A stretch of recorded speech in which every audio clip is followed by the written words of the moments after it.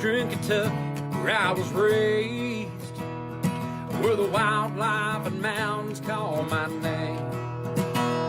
I was born to hunt, I was born to guide, a camouflage on a rifle by my side. Just good old country boys chasing dreams in the Appalachian Mountains, a field of streams. From those white-tailed bucks strutting toms, the bugling elks that are on the run. Where those dreams are made, the trophies is our game. The TLC Outfitters is our name.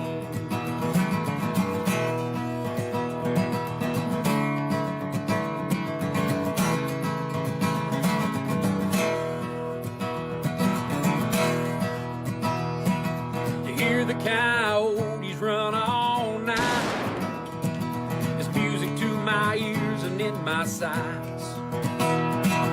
I've got this hunting fever down in my bones. Glad my daddy taught me everything I know.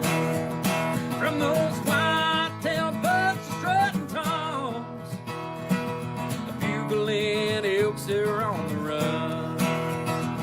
Where dreams are made, the trophies is our game. The TLC Outfitters is our name. From those white-tailed bucks strutting toms, bugling elks that are on the run. Where dreams are made, the trophies is our game. The TLC Outfitters is our name. The TLC Outfitters is our name.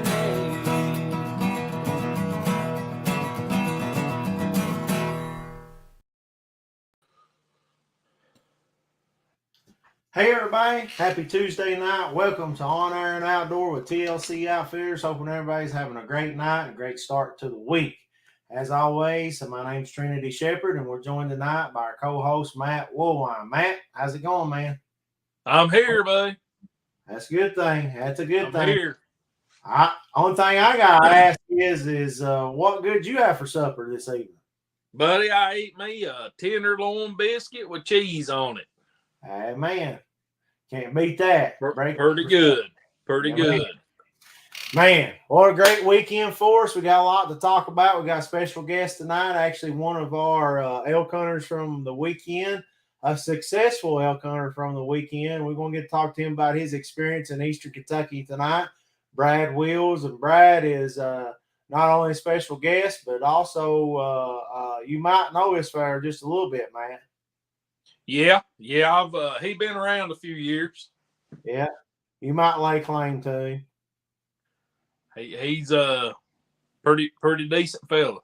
Yeah. So we're excited to talk to Brad tonight about his Eastern Kentucky adventure and success with TLC Outfitters in the Elkwoods this weekend. Also, we got a lot of other stuff to talk about. But before we do that, we've got some exciting stuff coming in just hot off the press. You know, we love to keep up with the kids, man. We talk about a lot of elk hunting, but right now, archery deer season is coming in, and I got a very nice FaceTime call by our very own Nathan Harless. Just moments ago, and we're gonna watch this video right here. You know, we talk about TLC 2.0, 3.0, 4.0 with these kids. You know, we're all about the kids, man. One of our most precious resources. And I want you to take a look right here, hot off the press this evening. Let's watch this video right here. Hunter Harless is laying down the hammer.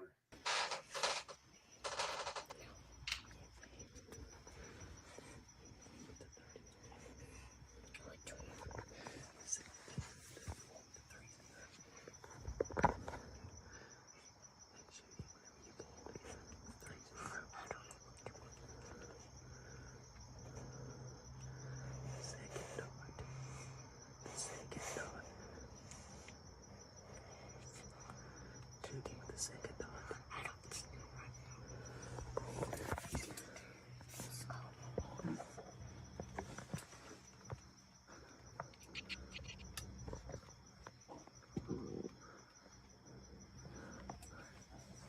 He gets better, I promise.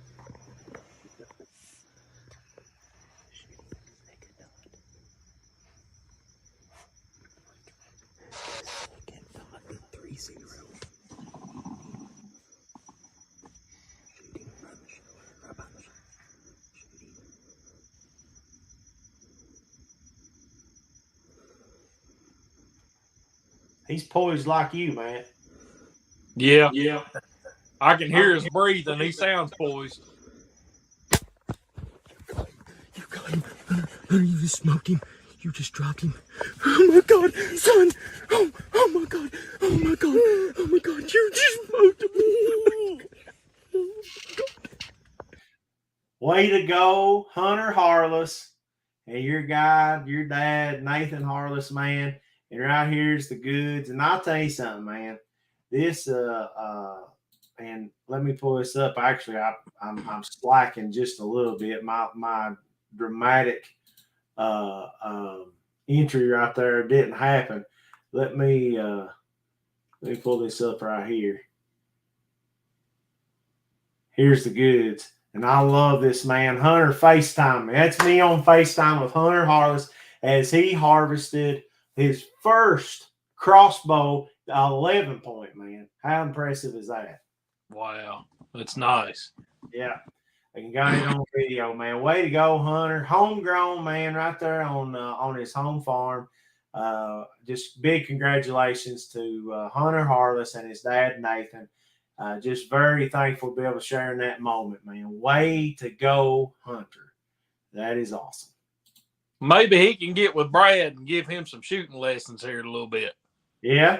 Maybe he can. Hey, listen, I told you about that. He's not on yet, so I can't pick on him just yet. Yeah, well, he can hear you. He can hear you. He can hear you. Yeah. I see him. He's shaking his head. He's got some stuff for you, I feel like. Yeah. All right, here's our number one fan, my mama, Shirley. Hi, Mom. Your better half says congratulations, Hunter Harless. Way to go. What's going on right here, man? I'm all squirrely for some reason. I don't know what I've done. Anyway, let's see what else we got here. We got some other kids, man. You might know this handsome little devil too. Look at this little man. Hey, I think he looks familiar too. Yeah. This is Cason Thomas, man. Rocking them bibbed overalls and those area boots. I tell you what, he's a chip off the old block right there. Yep. He'll be helping clean fence rows out before you know it. Yeah. And then look at this, man. Look at this. Little Eleanor. Oh, Eleanor. Yeah. Rocking that TLC onesie, man. All up numbers with TLC. This is our buddy Tyler Smith, baby. Love it, man. Just like old frog gigger. This ain't Eleanor's first time on the show. That's exactly right. She was on the show when she was about 3 days old, I believe. That's exactly right. Yeah, love it, man. Absolutely love it. So, well, man, I'll tell you what. Let's bring on our. What you got for us before we bring on our special guest? What you got for us this week, buddy? Not a whole lot. Just getting excited for this time of year coming up and everything. And I mean, that humidity's dropped off a little bit, and some rain moved in, cooled the temperatures down a little bit. And I know we got hunters out in the field right now. I guess if it ain't dark, I got my blinds pulled there, but we got elk hunters out there right now running and gunning, ain't we? Yep, we sure do, man. And I'll tell you what, we really had some nice weather for the weekend. We really don't have the rut activity that we've seen in our areas, the bugling and all that stuff. We're starting to see a little bit of gathering up, but really we ain't seen what we normally do. Of course, it's a little bit early, but we did have some elk on their feet. We did have some pretty exciting. We had 4 hunters in the weekend, and we had some excitement for all of them, and we had a harvest. So, it wasn't a bad weekend for us. And I'm pretty excited for this week for our other hunters. And I think it's just going to get better, man, as we push on. I mean, the weather, it's 70s for high this week, and looking good going into the weekend. This is the earliest elk season's ever come in Kentucky. Yeah. And with that, we were all scared to death it was going to be 90 degrees because most generally these first couple of weeks in September are 90 degrees during elk season. And it cooled off quite a bit. And, we're getting those mid 70s and maybe low 80s, but with the overcast and everything, low humidity, it's pretty good. It's actually pretty good. Yeah, it's got them on their feet for sure. Jill says, congratulations, Hunter. My mom says, congratulations. Jill sending hearts for the babies. Jill says, Eleanor is precious. Tyler says, Eleanor is applying for an elk tag next year. Yeah. Well, you talked to Kimber Wheels yesterday, and we're going to need some new guides in the future. And, all the time we're getting more and more women hunters contact us. Yeah, man. So maybe we'll have some female guides here in the near future. That's thanks to Jill and her, all of her stuff she's been doing. Got to say a huge thank you to Jill. Daggone, man, I should have put the picture on this week of Sandy Harney getting that nice prize package that Jill provided for us and everything, and I'll get that on next week. I want some of my McGoffin County people right there. Hi, Miss Trish. Thank you for joining us tonight. We appreciate you. Oh man, this guy right here is another killer. This is one of the best hunters, best bear hunter, probably one of the best, possibly the best bear hunter I know. Our buddy Dwayne Hall. Appreciate you tuning in tonight, man. He's been on the show way back in the past. We need to get him on after bear season, talk to us about some bear hunting. Jill says, Tyler Smith, I fear she'd already be frog gigging. Nathan says, Hunter said he's ready to be a guide. And for those of you all that don't know, I'm going to show it one more time.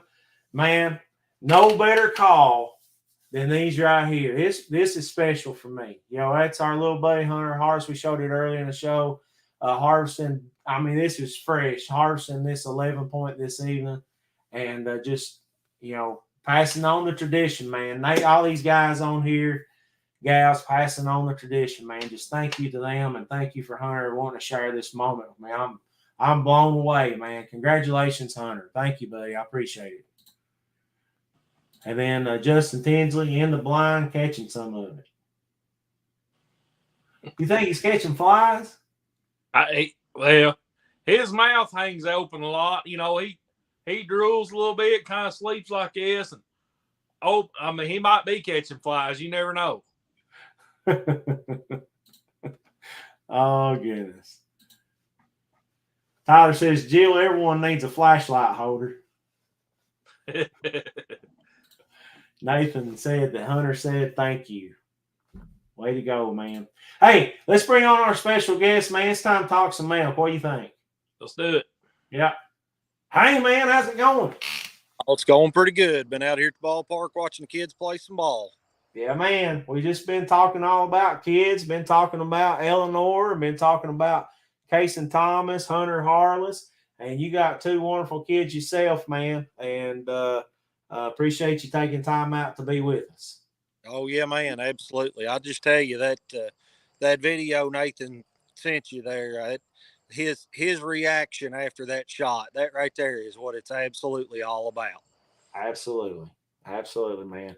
And so tell us a little bit, man. Have you come off of Cloud 9 yet, or where are you at right now? I haven't caught up on my sleep yet.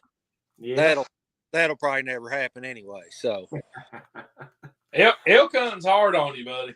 I'm telling you. Hard on you. I think you're ready to just trace back up that mountain through that chest high grass again.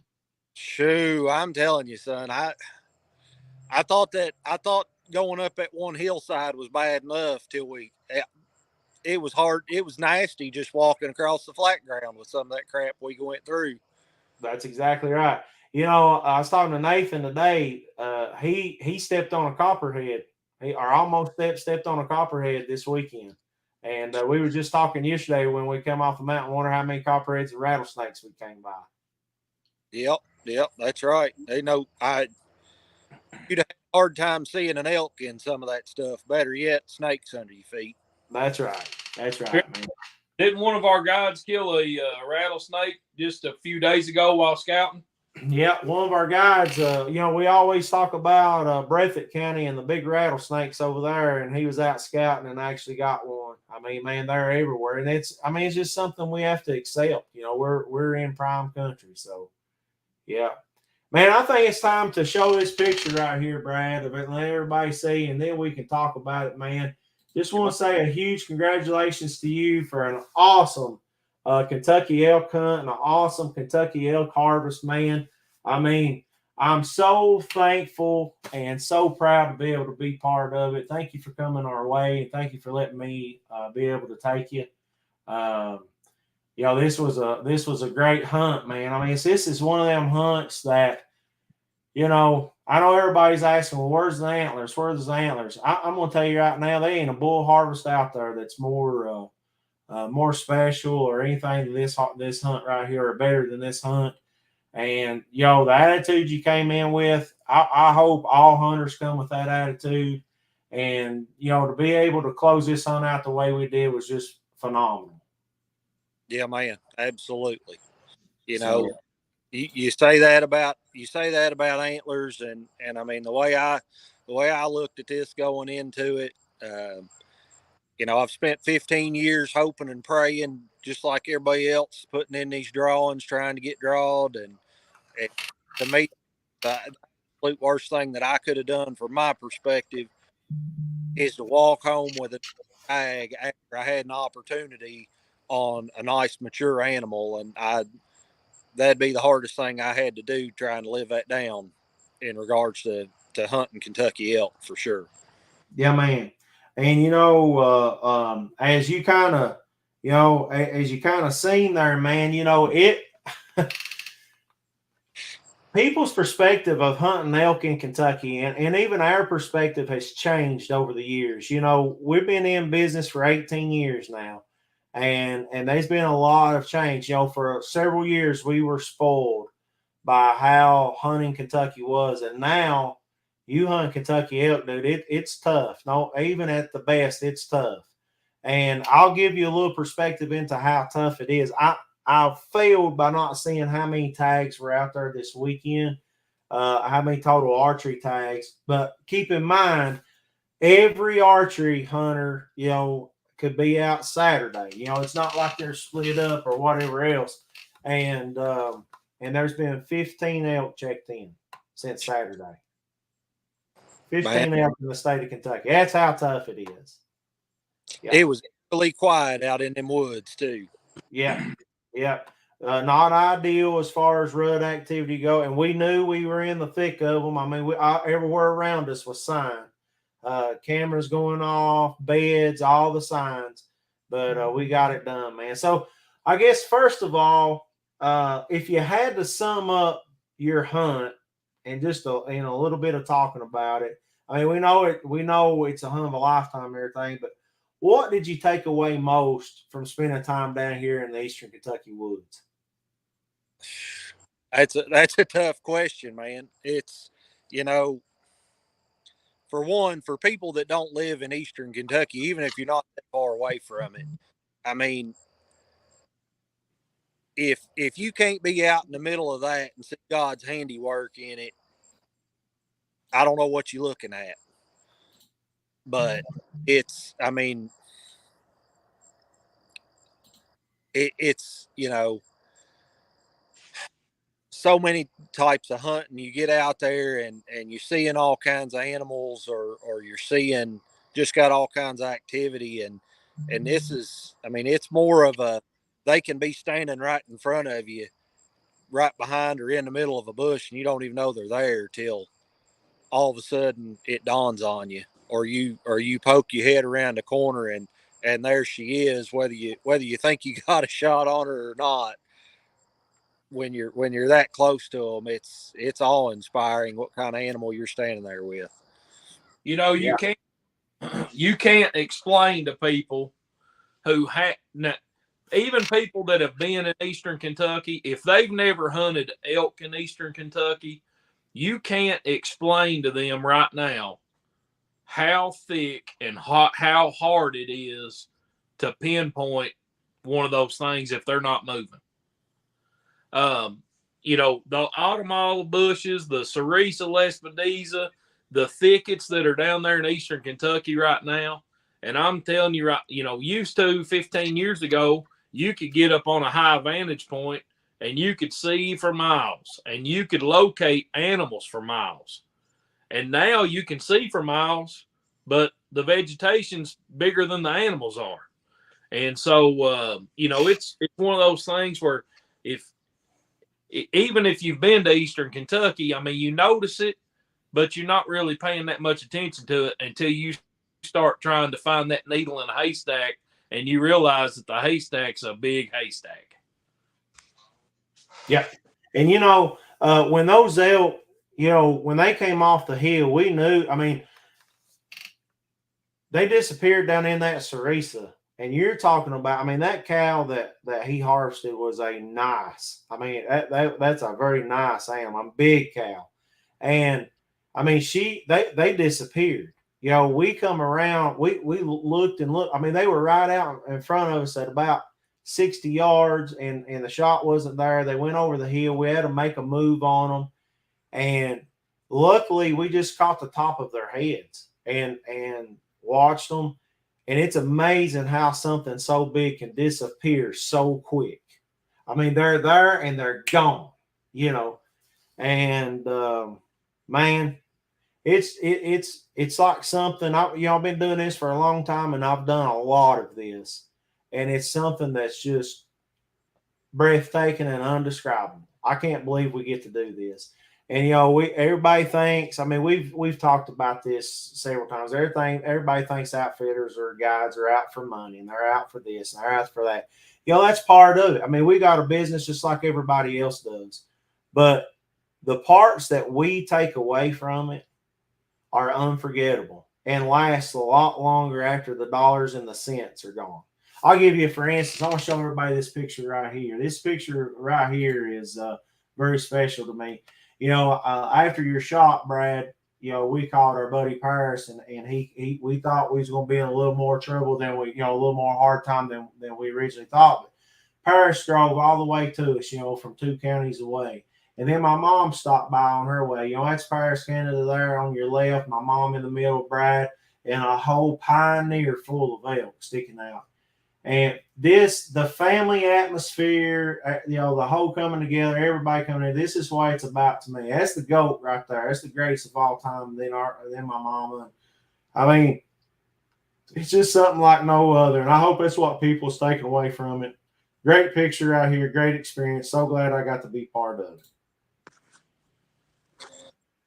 Yeah, man. I mean, and coming down there, I mean, I know that we've known each other for a good while, but I mean, to walk in there, you know, you had Paris and Nathan and Corey and all these guys that you've got out helping hunters, guiding hunters and all that. And I mean, you'd have a hard time walking into some other group of guys somewhere and feeling any more like you was amongst a group of brothers right after you walked in the door. Right. You're exactly right. On a lighter note, I promise Brad's not in the witness protection plan by being blacked out there. He's at the ball field watching his kids and doing the show. So we appreciate him taking time out to be with us. Yeah. Yes, his elk was taken legal and it's tagged and it's checked in at the processor. So all is good. Yeah, man. Matt, what questions do you have? Well, of course, for those who don't know, Brad and I are somewhat family. Married to Adriana, my niece, and father to Kimber and Thomas that we talk about quite a bit that hunt with us. So as far as questions that I have for Brad, I've already had those answered, talking to him outside of the show here. But, I guess one thing that I would think of is let's talk a little bit about your mindset going in, Brad. I mean, I know we touched on it a little bit, but at what point did you think to yourself, we talk about guys who are obsessed with this antler that grows out of their head, but at what point did you tell yourself, you know what, I would be satisfied killing a cow? Was there a thought process in that? How deep did you have to analyze that to say, if I get that shot opportunity on a cow, I'm going to be satisfied? I think there's been a couple of things that have played into that. I mean, obviously my wife got to harvest a cow a few years ago. And so, I mean, once you had that meat in your freezer and you get an opportunity to replenish that stock, you sure don't want to miss out on it. But I mean, I think really another thing that's played a big part in it is the kids coming up and getting more and more into hunting here in the last few years is really helped me. Just, it's changed my outlook on hunting altogether. I don't go out in the woods hunting for a trophy, and if I am, it's generally I'm hunting a trophy to try and see if I can put one of the kids on it. So, I mean, to me, it's for my own personal gain. It's more about the memories. It's the people you're doing it with, and that harvest and what it's providing for my family than what it is a trophy to hang on the wall.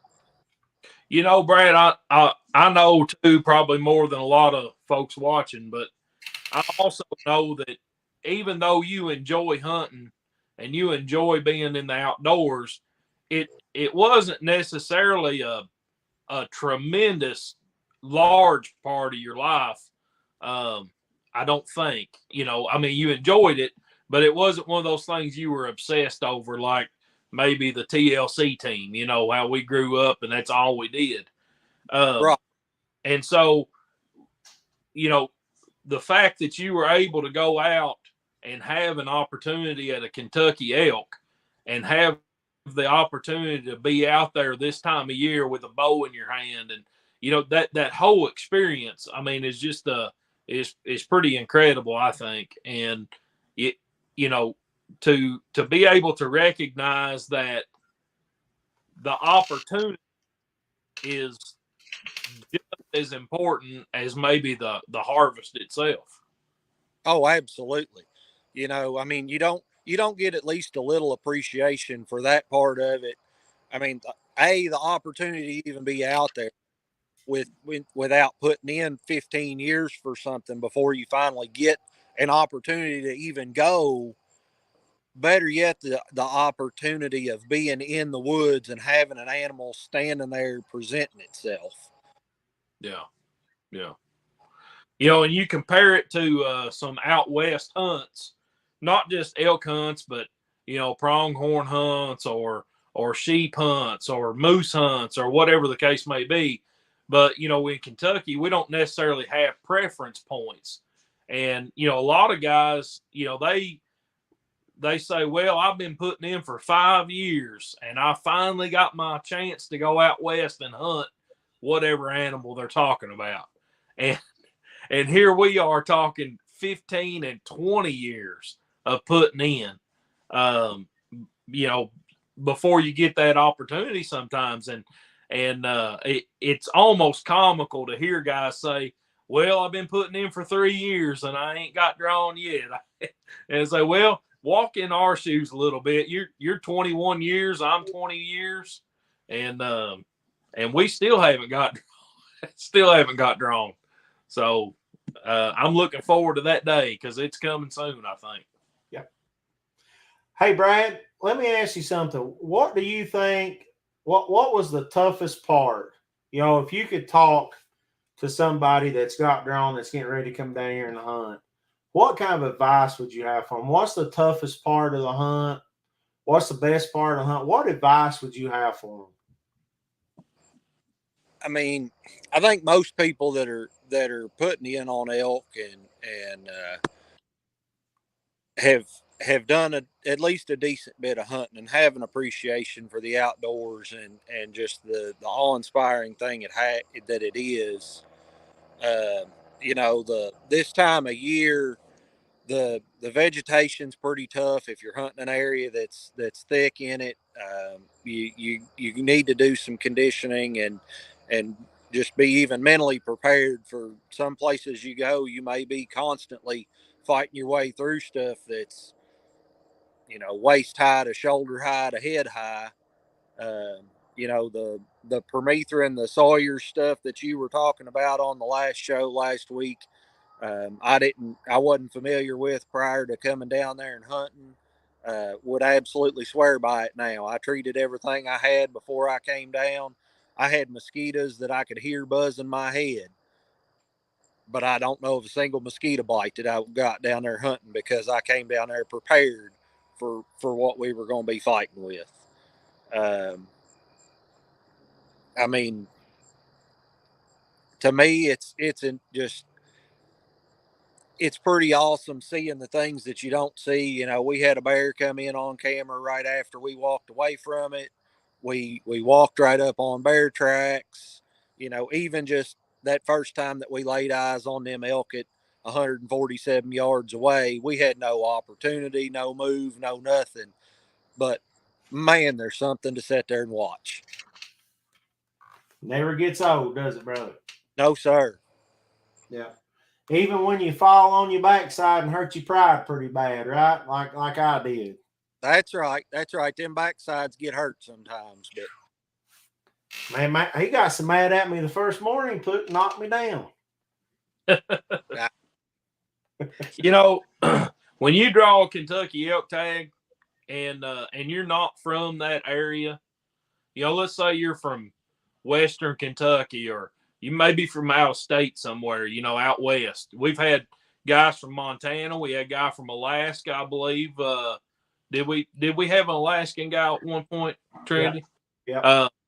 But anyway, we've made friends from all over the nation, it seems like. But you know, when you're drawing a Kentucky elk tag, you're not just drawing a Kentucky elk tag. You're drawing the opportunity, just like Brad said. I mean, you guys were moments away from seeing a bear in the wild. You saw the bear tracks. You saw the bear sign. You saw, you know, there's so many things that are down there that are just as good of an experience as seeing elk. Yeah. And that's something that a lot of people, I think, get caught up in is, I got this elk tag, I've got to kill an elk. And that's the only thought process running through their mind is that harvest. Kill that elk, kill that elk, kill that elk. And yes, we all want to kill elk, and everybody that works for TLC wants you to kill an elk. Like, we get it. That is a huge part of your trip. But the fact is that there are other things that are also exciting and maybe once in a lifetime deals that you might not be able to experience it ever again. Who knows?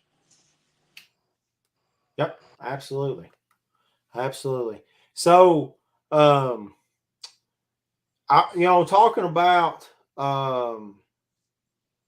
about one thing that's real hard for hunters to be able to do.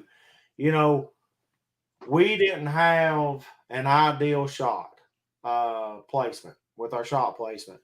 At the pull of the trigger, she had a different ideal, and she made a move on us, and we did not hesitate to back out. You know, it's the old saying, when in doubt, back out. And I really believe, man, if we'd have made a push, I really believe this would have had I don't think we'd be sitting here talking about the same story. We'd probably still be out there elk hunting right now. Oh, you agree? Absolutely.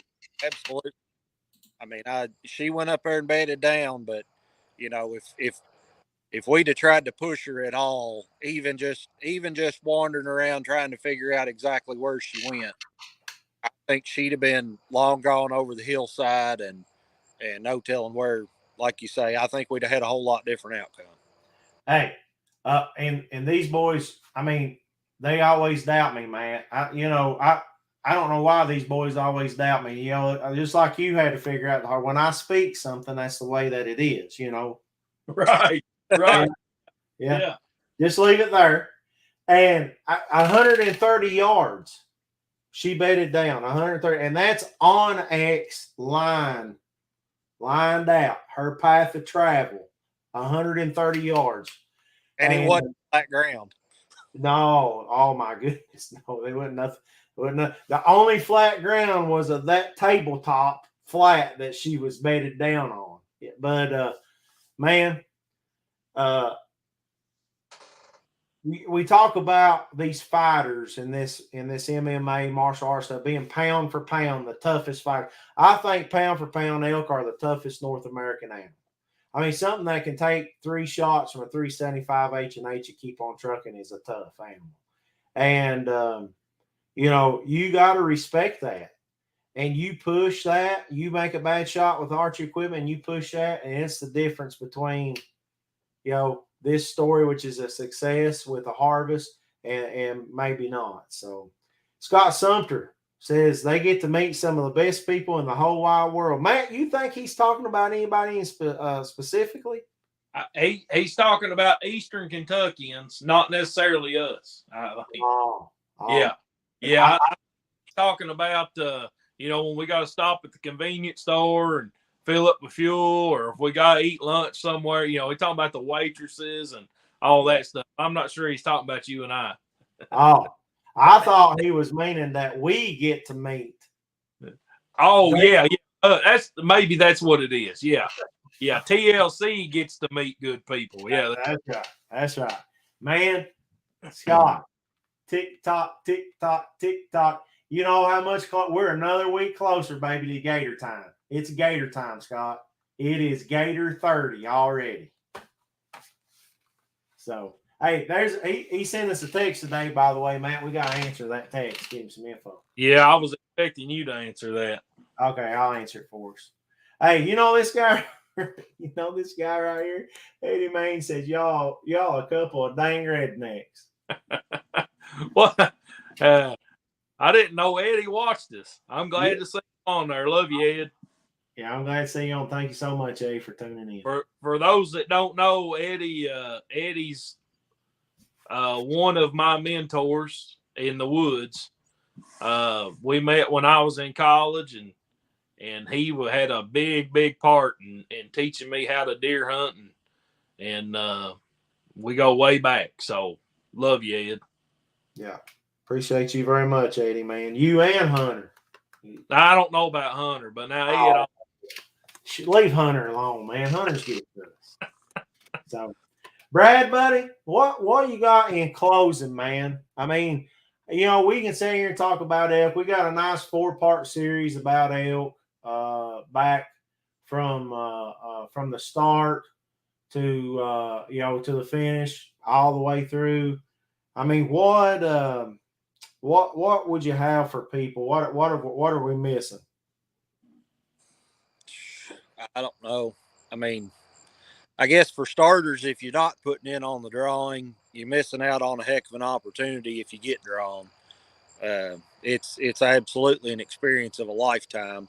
I mean, everybody uses that term and everybody blows it off, but I don't think anybody realizes what that really means until you get that opportunity to be out there right in the thick of it and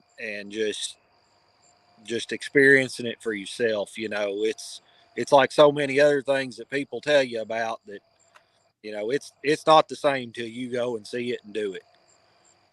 Absolutely. This is Corey's better half. Candace says congratulations to you, buddy. Thank you. Yeah. Man, like I said, I want to say a huge thank you to you. I want to say a huge thank you to the department for the great opportunities that they provide us. Kentucky Department of Fish and Wildlife for having this excellent resource. I want to say thank you to all of our hunters. We had 4 hunters come down and be with us. 2 of them had opportunities. The other two, one seen quite a few elk, had to leave early and will be coming back. The other one left early. They were in the thick of things too, but just didn't really get into that opportunity yet.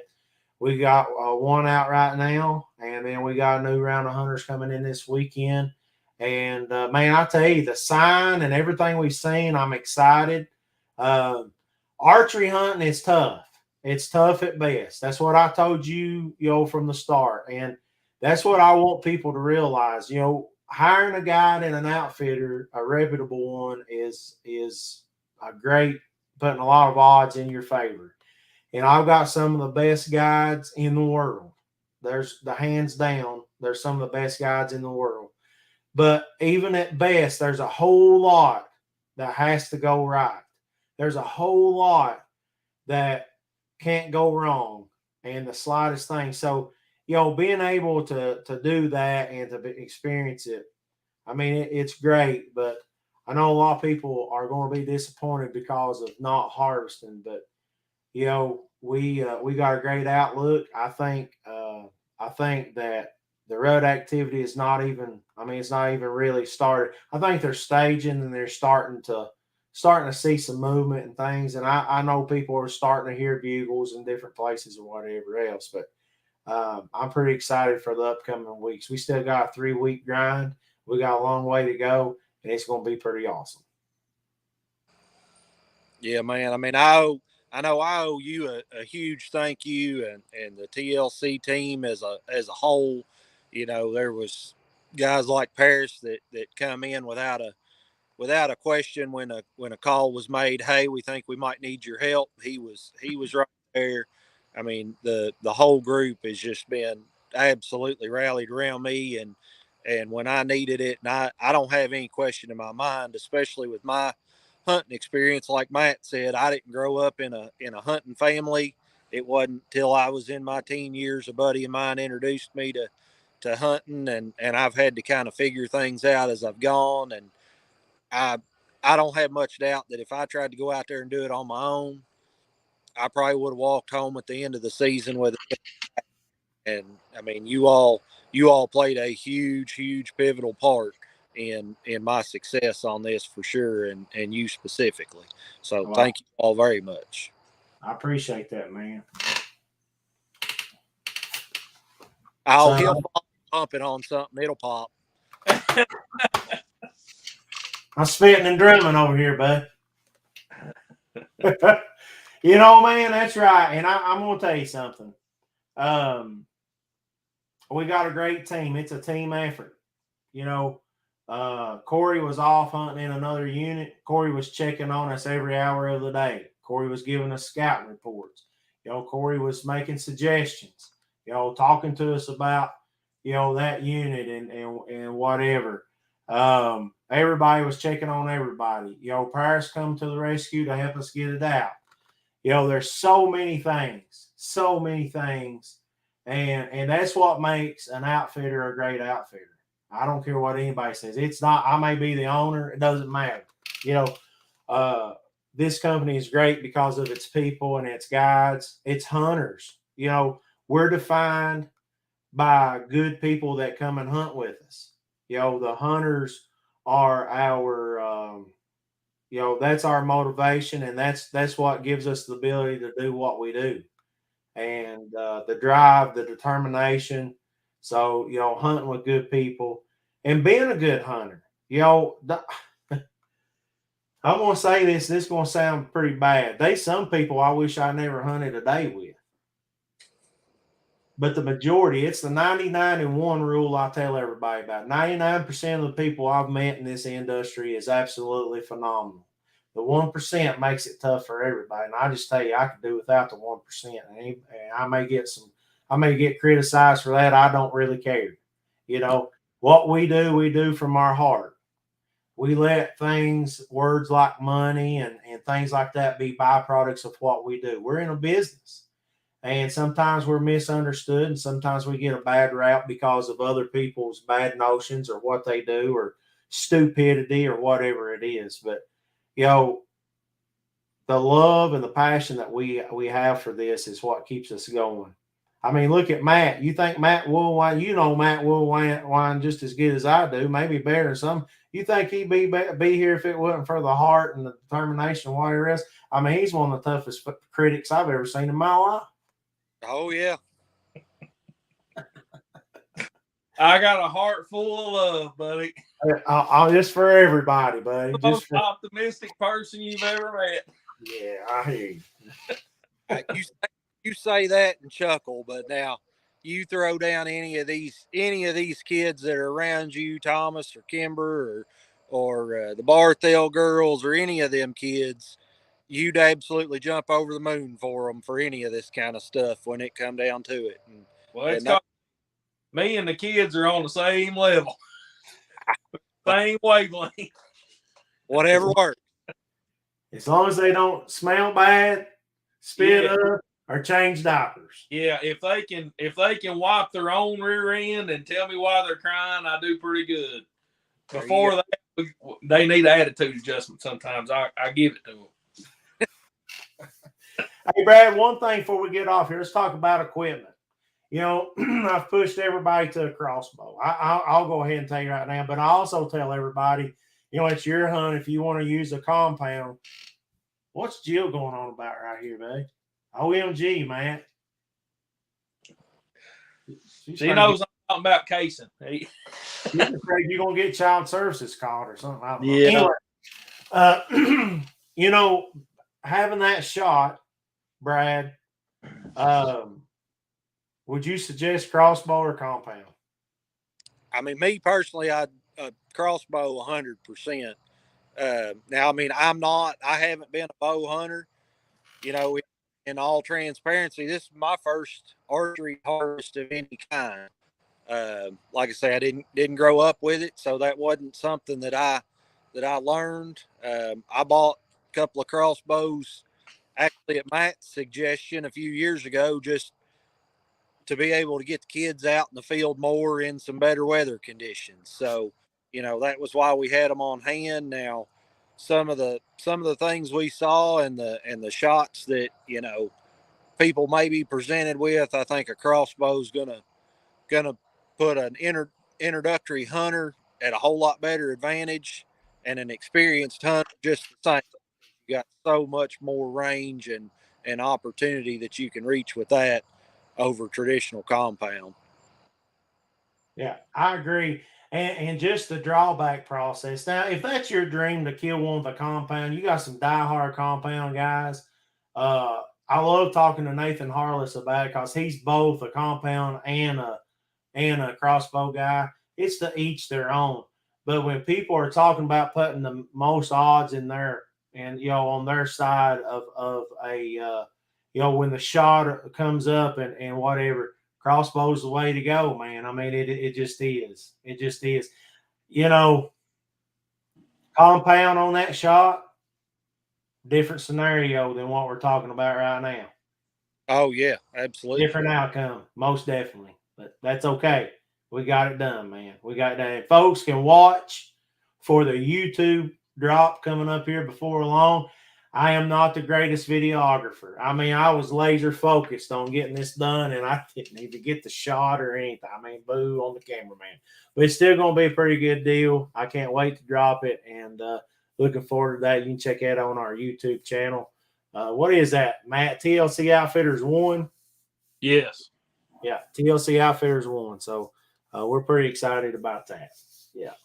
And hit all them buttons that help us out, like subscribe, like, and kissy face or heart shaped, or I don't know what all them buttons are, but hit them all. You sound like a true technology genius, man. Well, guys, I can't thank y'all for enough for a good show. Brad, thanks, man, for coming our way and let me be part of your hunt. I truly appreciate it. Thank you to your family, Adriana, Thomas, a little bit there, Kimber, my buddy, and Matt. Thanks for all you do for us, man. You and Jill, just and the whole team. We talked to Candace there earlier. She's helped us out. Just the whole TLC family. Appreciate y'all. What you got, Matt, in closing? Congratulations, Brad. Thank you. Yep. Hey, look here. Updates from Willie Jr. that's out there hunting now? Nothing as of yet. I'm waiting to hear, but you know, nothing as of yet. Gotcha. Look here, Matt. I'll tell you what. Look at him, son. I ain't seen you in 20 years. I hope you're doing well, John. I see you on Facebook. Looks like your daughter there and things is doing well in her passions, which looks like to be softball. So congratulations on your family and all the things that you've done over the last 20 years, whatever that might be, because it's been a while, buddy. Good to see you. Yeah, man. Appreciate you, Michael John. Thanks, man, for tuning in. Brad, what you got in closing, buddy? I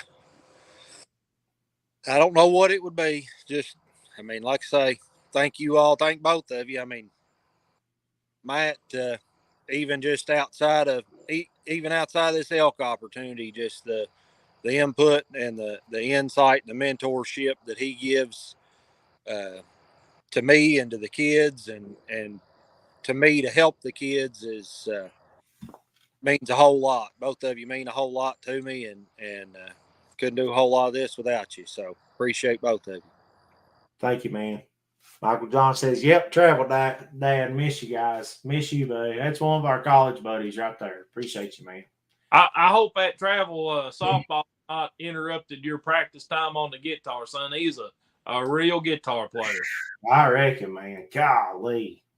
Just an artist on the guitar. Lord have mercy. Yeah. Miss those days, man. I miss those days. You know, it don't seem like that long ago. Golly, son. That's a while ago. Hey, guess what? Tomorrow it'll be longer. I know. Shut your mouth, man. Shut your mouth.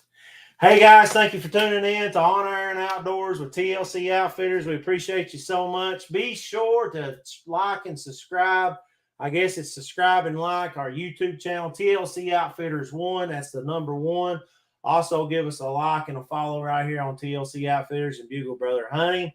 Best way to keep up with all things TLC Outfitters. We got so much adventure coming up. We got 3 more weeks. We got an upcoming archery week.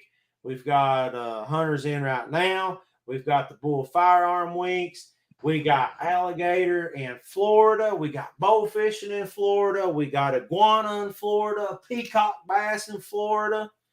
We got sandhill cranes coming up. We got deer season coming up. I mean, you know, the other deer seasons. Yeah. We got what else coming up? Thermal night hunts, man. Thermal night hunts. We got duck seat. We got duck hunting coming up. Yes. Die hard duck hunting. I mean, if you're not following us, you're missing out pretty much on all things wildlife. That's exactly right, man. That's exactly right. Remember, if you want to know the creator, look at the creation, man. And his creation is wonderful. We got to experience some of it this weekend. And today, as we talked to Brad. Brad, thank you. Matt, thank you. And thank you to everybody. Hope you all have a blessed week. We'll catch you next week right here on Air and Outdoors with TLC Outfitters.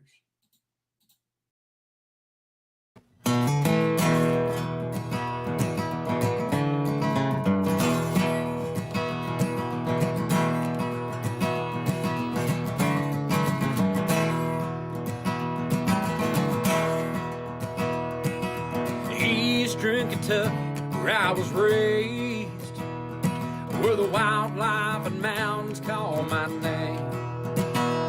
I was born to hunt, I was born to guide, a camouflage on a rifle by my side. Just good old country boys chasing dreams in the Appalachian Mountains, a field of trees. From those white-tailed bucks strutting toms, the bugling elks that are on the run, where those dreams are made